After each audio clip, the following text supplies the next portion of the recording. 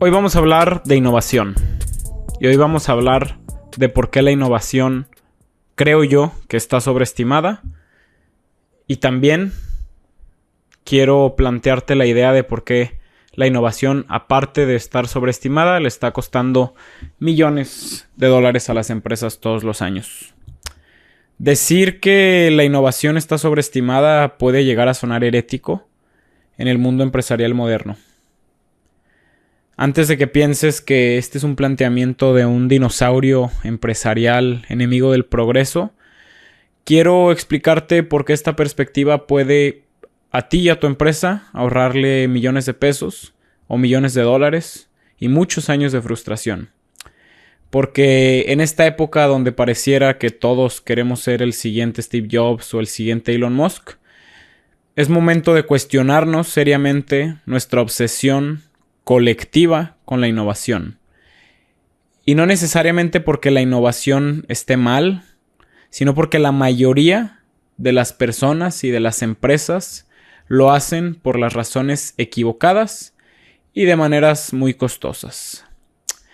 Primero que nada, cabe señalar que existe un espejismo de la gran innovación, existe una fantasía que es peligrosa y que permea en todo el mundo empresarial. Es esta narrativa romántica que nos dice que la innovación debe ser grandiosa, revolucionaria, capaz de transformar industrias completas de la noche a la mañana. Es esta historia del genio solitario, del Steve Jobs que pensó esta gran idea en su garaje y que tiene una epifanía y que después, al poco tiempo, cambia el mundo.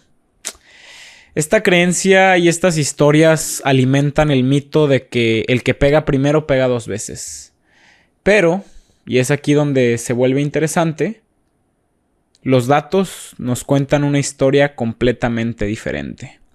Ser el primero en muchas industrias frecuentemente cuesta una fortuna. Las empresas que tienen la capacidad de ser el primero en algo, y voy a darte un ejemplo muy simple, el primero en tener taxis autónomos. Imagínate qué tan costoso llega a ser eso. Y es muy interesante porque en estos ejemplos de innovación, la gran mayoría de veces, esta empresa que fue la primera y que pegó primero, desaparece porque fue tan atrevida que ese atrevimiento acabó con la misma empresa.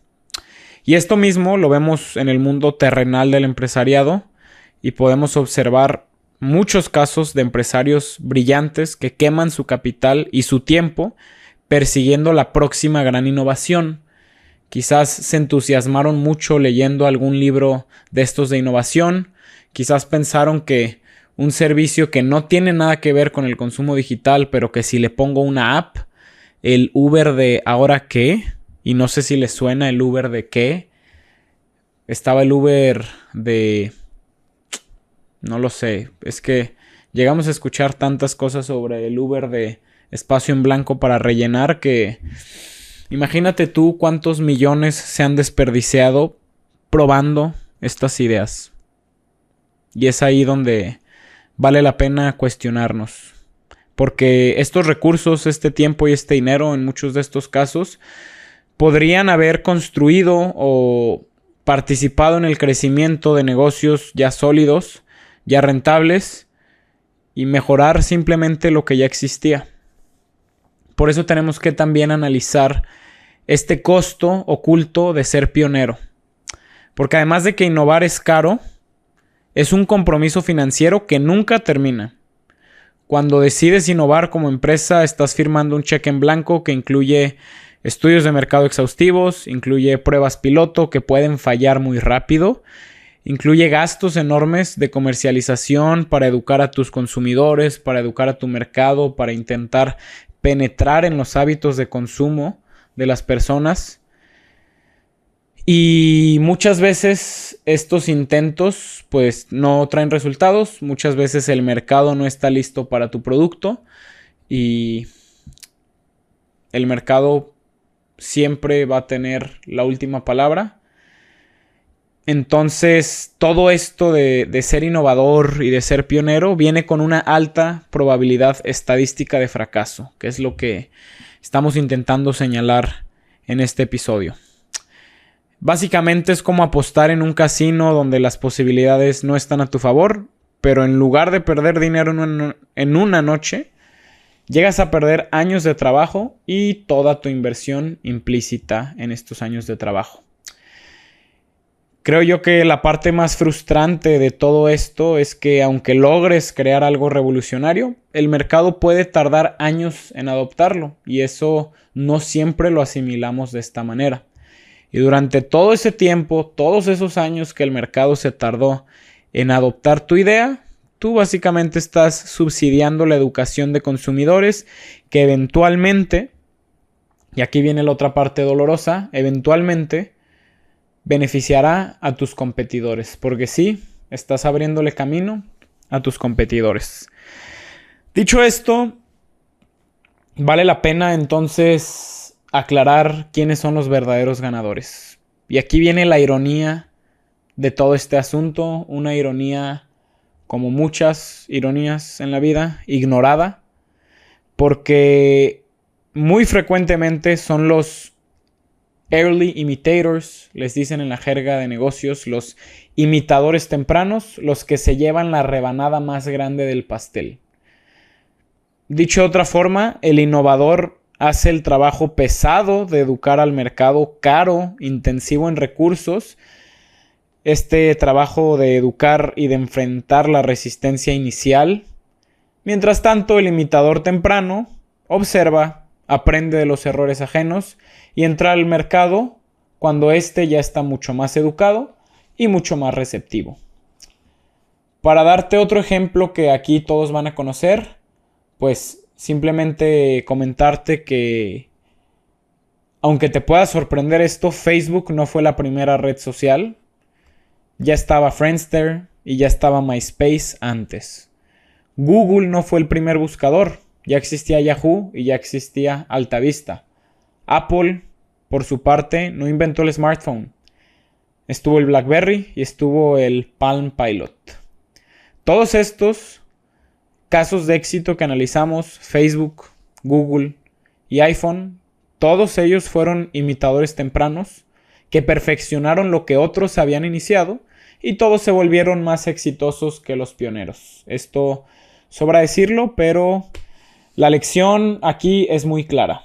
No necesitas ser el primero para ganar, no necesitas reinventar la rueda, necesitas ser el mejor en el momento correcto.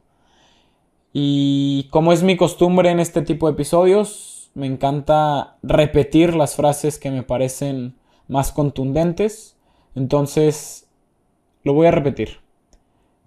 No necesitas ser el primero para ganar, necesitas ser el mejor en el momento correcto. ¿Y cómo lo hacemos? Entremos entonces a la estrategia del imitador inteligente. Primero aceptemos que somos copiones por naturaleza. Esto no nos debe dar vergüenza. Hemos oficializado el hábito de la copia a través del benchmarking. Que el benchmarking no se refiere a nada más que estudiar sistemáticamente a los competidores que tenemos e incorporar las mejores prácticas. Eso es benchmarking y es una práctica muy usada. La clave aquí no es copiar por copiar. No cualquier benchmarking funciona. Y como en todo en la vida, pues hay de benchmarkings a benchmarkings. Ahora, si no se trata solo de copiar, y si más bien se trata de entender qué está funcionando en el mercado y cómo puedes hacerlo mejor, más barato o más conveniente para el cliente. Sin embargo, siempre va a existir aquí un peligro. Porque si nos la pasamos viendo únicamente a nuestros competidores y perdemos de vista al mercado real, al cliente que está allá afuera, pues nos terminamos pareciendo todos. Y no sé si esto te suena en alguna industria.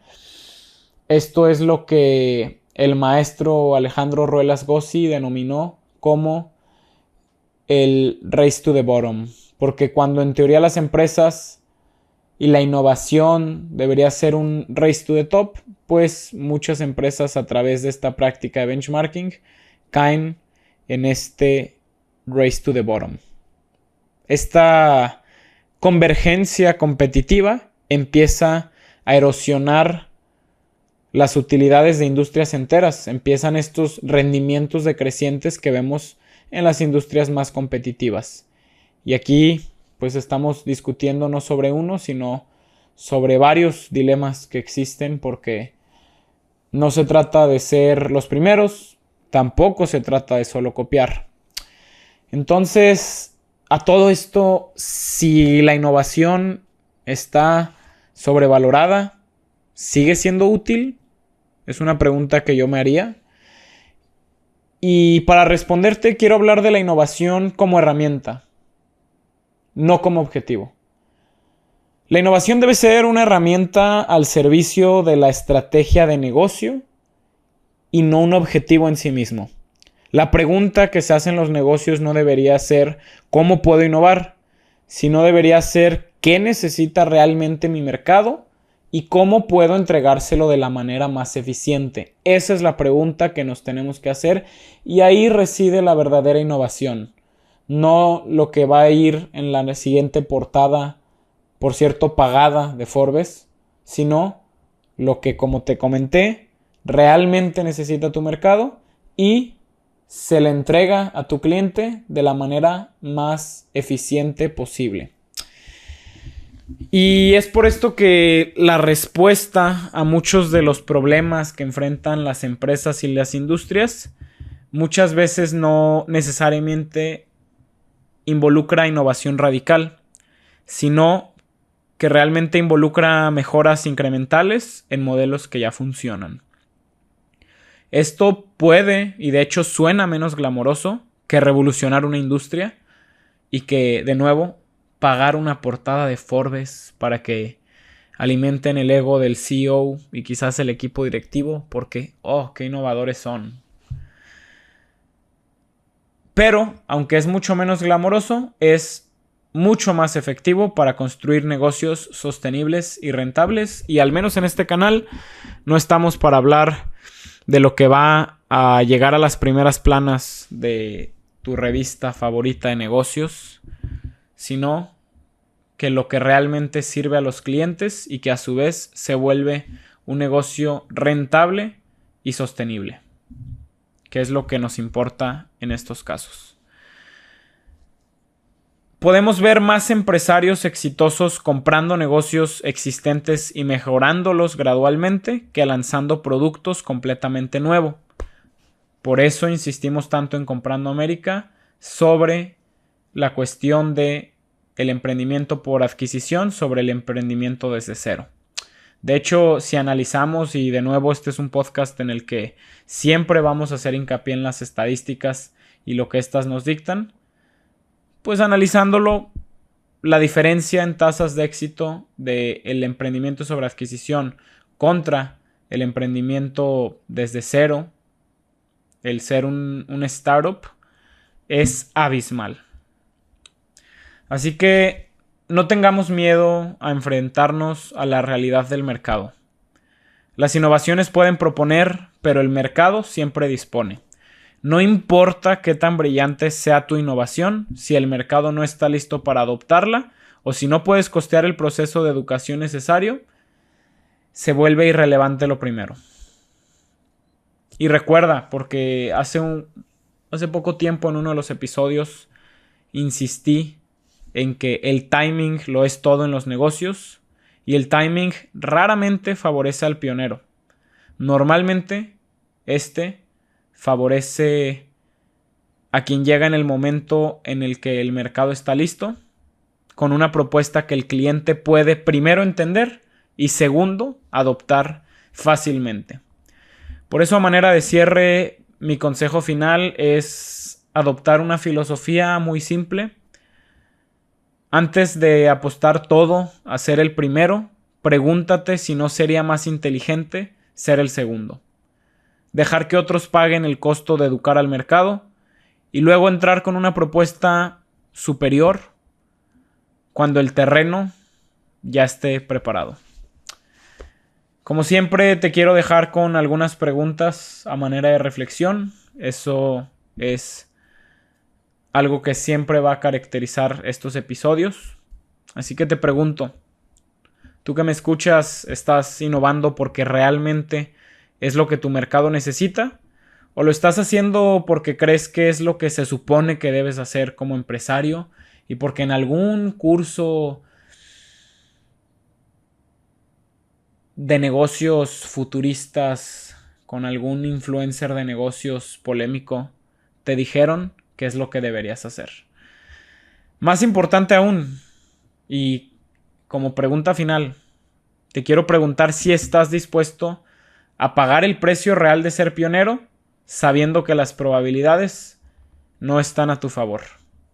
Así que la siguiente vez que nos emocionemos pensando o escuchando sobre la innovación, y no lo voy a negar, ver estas historias de innovación es muy estimulante. Puedo entender ese sentimiento, pero no me olvidaré de preguntarme si la innovación está, según lo que comenté hoy, sobreestimada, si realmente quiero apostar o apelar a ser innovador con mi negocio. Tal vez lo que decida al final es simplemente ser un buen imitador temprano. Mi nombre es Diego Alcalá y nosotros seguimos comprando América.